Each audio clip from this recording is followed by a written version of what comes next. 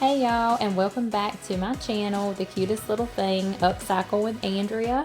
I am Andrea, and I thank you so much for hopping on to watch this video. If you enjoy it, I hope that you will consider giving me a like and even share it out with a friend who you think will like it too. If you love thrift flips and upcycling and home decor, DIYs, and all of that, I hope that you will hit that notifications bell where you don't miss any future videos. For this project, I have this little tin bucket that I thrifted. I'm just going in with the color ink in the Waverly, which is a black chalk paint. I'm just doing full coverage there, 2 coats. Now that raised little detailed edge, I am just dabbing on the color Celery in the Waverly, which is a green color. I did 2 coats with that. Now I'm going back over that with antique wax, also in the Waverly. And I'm just dabbing that on. I didn't wipe any back. I have these little cute transfers that I purchased off of Amazon.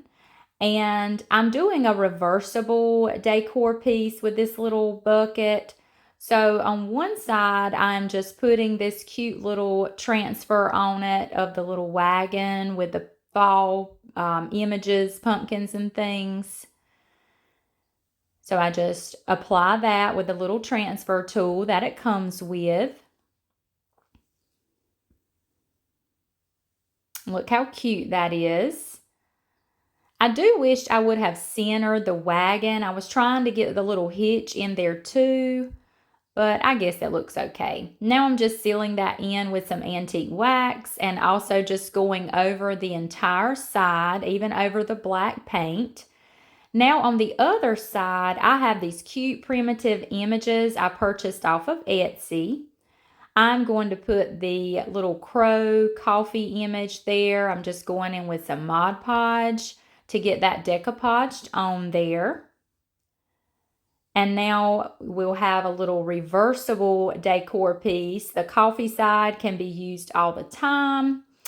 And of course, the fall side can be used during the fall. And I just applied Mod Podge over that label as well, just to seal it and to just give it sort of a coating over it, just to protect. Now I'm just going over the entire piece with antique wax and getting those sides as well. I also went with my sandpaper and just kind of roughed up the edges. And now I'm just going over that label with some antique wax just to add a little border and to make it just look a little more vintage. So now we're filling our little can with goodies. I just did some moss in there, some Spanish moss. And I had that candle on hand where I did the little primitive coating over it. I had these cute little fall berries I'm just sticking in that Spanish moss. And that's it, guys. Just a quick little thrift flip.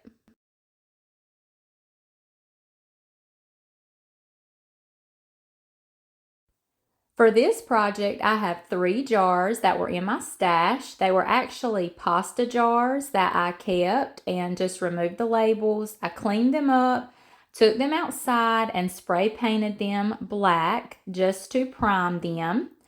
So now I'm getting ready to do a paint technique on these. So I have all my paint here in my bowl or in my plate. I have the color pumpkin for the orange, but I didn't quite want it as bright as it came. So I added a little bit of antique wax, a little bit of white wax, and a little bit of the color cashew. I was showing all of those at the beginning of the video. So I'm just painting the bottom of each jar with that orange color. And I ended up doing 3 coats all together. And I also went ahead and did the bottoms of my jars, and I just turned them upside down to dry.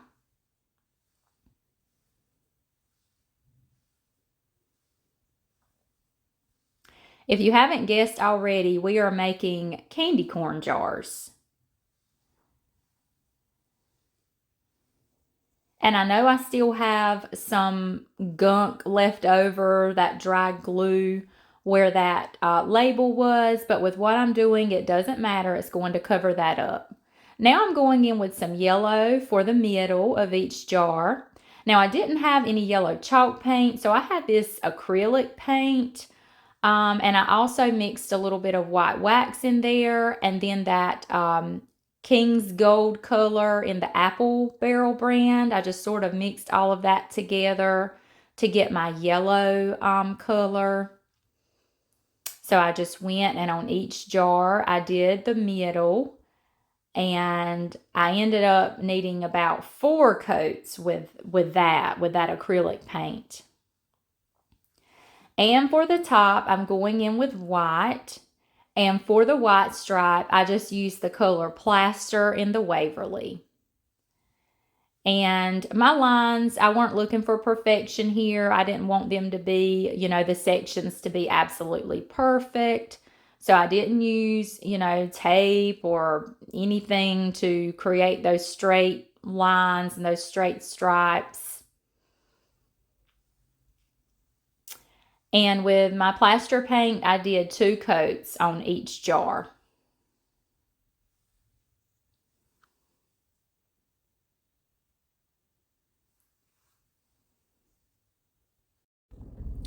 Now that our jars are good and dry, I did want to add, I made a run to Walmart and got some of the yellow chalk paint in the Waverly in the color Maze, and I went over that yellow. I just weren't satisfied with that painting technique. I also printed these images. I purchased them from Etsy, and I printed them on my muslin cloth through my printer.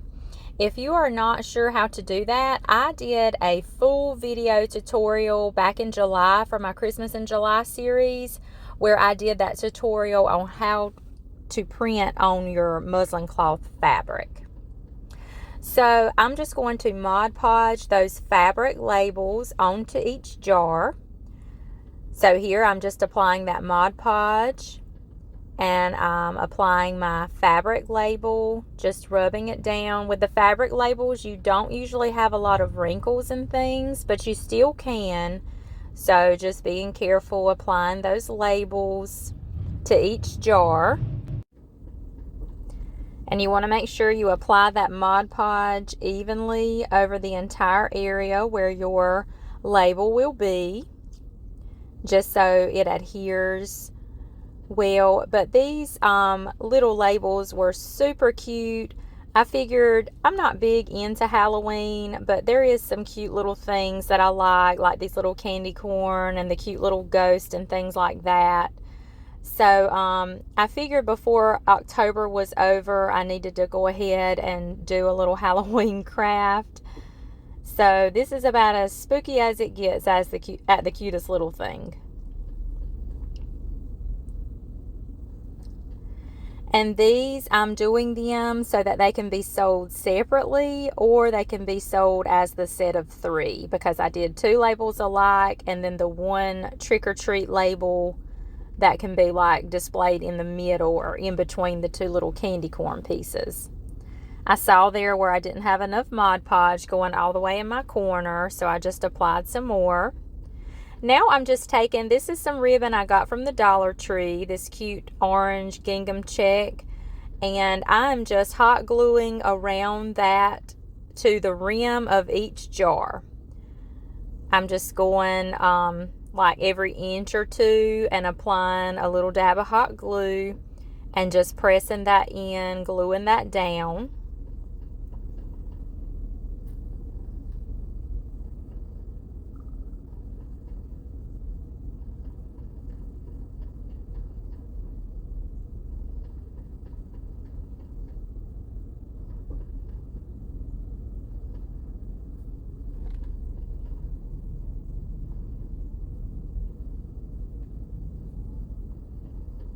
And now this is some sort of like burlap, but it's orange. And I'm just kind of pressing that over the tops of the jars and just feeding through. I have some wheat and just some different florals. I have these pretty fall leaves I'm just kind of using that burlap to stick those florals through and those picks through. And then I have these cute little pumpkins with the leaves. I'm just getting some, the pretty fall foliage. These picks I got from Dollar Tree, these cute little pumpkin picks. I thought they would be super cute to add those in as well. So I do all three the same way, and then I make a cute bow. This mesh I got at Dollar Tree as well. It had like the little candy corn stripe colors in it. Grabbed some raffia, sort of made a couple of little loops for a bow with that raffia, and just kind of placed it all together in my hand. And then I took some more of that orange gingham check pattern ribbon and made my bow. And here is our finished product, guys. I love how these turned out. I think they are absolutely adorable. I think the labels are the cutest, and I love how the bows look with the raffia and then the filler that I had. The little scarecrow there, I grabbed him up at Dollar Tree. I thought he was the cutest, and he also matched the candy corn colors. And if anyone buys these as a set, they will get that little guy too.